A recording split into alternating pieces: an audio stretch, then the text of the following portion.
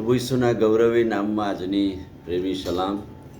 પ્રભુનો આપણે આભાર માનીએ છીએ કે નાતાલના પર્વની ઉજવણી આપણે કરી શક્યા અને નાતાલના અનુસંધાનમાં જુદા વચનો દર્શનોની વાત આપણે જોઈ.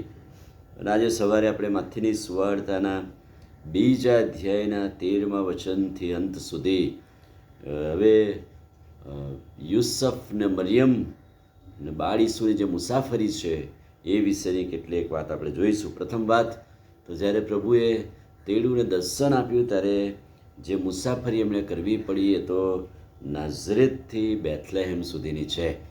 અને નાઝરેથમાં મરિયમને યુસફને પ્રભુએ દર્શન આપ્યું ખાસ પ્રકારે અને બાળ ઈસુના જન્મની વાત કહી અને તેમણે સ્વીકારી. પણ નામ નોંધાવા સારું લુકની લખેલી સુવાર્તાના 2 અધ્યાયમાં આપણે જોઈએ છે કે નામ નોંધાવા સારું તેમણે બેથલેહેમ જવું પડ્યું.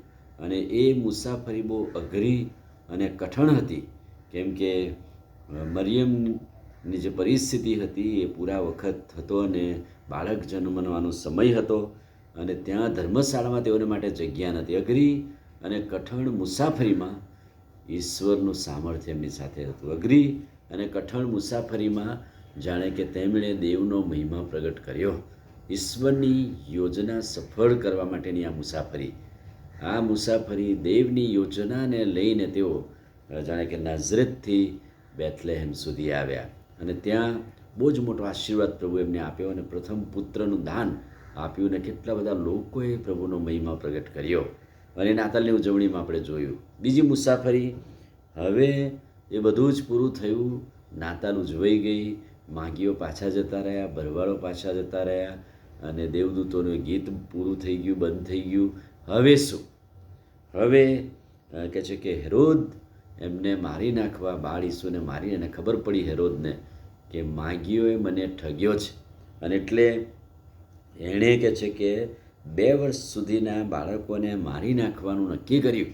અને એટલે 13મા વચનથી સ્વપ્નમાં યુસફને દર્શન દઈને પ્રભુએ કહ્યું કે ઉઠ, બાળકને તેની માને લઈને મિસ્રમાં નાસી જા. બીજી મુસાફરી એ તો ઈશ્વરની યોજનાની જ મુસાફરી હતી. ઈસુ બચી જાય, પાપીઓ અને માટે તારણની યોજના પરિપૂર્ણ થાય એટલે જરૂરી હતું. ને તો હેરોદ 2 વર્ષ સુધીના બાળકોને મારી નાખે તો એમાં કતલ ઈસુની પણ થઈ જાય. પણ એટલે પ્રભુ પોતાનું બલિદાન એ રીતે આપવા માગતા નહોતા, એ આખા વિશ્વને જગતને માફ કરીને આપે. ને એટલે આ બીજી મુસાફરી એ જાણે કે મોટું યોગદાન કે મોટું ભોગ આપવાનો સમય. અને મા બાપ તરીકે તેઓ બેથલેહેમથી મિસર અજાણી મુસાફરીમાં ગયા અને ત્યાં એ મુસાફરી એમણે ખેડી અને ગયા. ઈશ્વરની યોજના પ્રમાણે તેઓ થોડા વર્ષો ત્યાં રહ્યા અને ત્યાર પછી ફરીથી પ્રભુએ મિસરમાં દર્શન આપ્યું.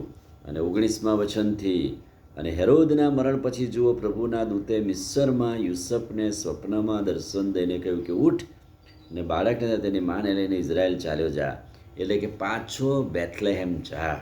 અને આ ત્રીજી મુસાફરી, હવે પ્રભુનો બચાવ થયો છે અને ઈશ્વરની યોજના પરિપૂર્ણ થાય, એમની સેવા શરૂ થાય અને 3.5 વર્ષ તેઓ જાણે કે નાઝરેથથી આવી સેવાઓ શરૂ થાય ગાલિલના પ્રાંતમાંથી.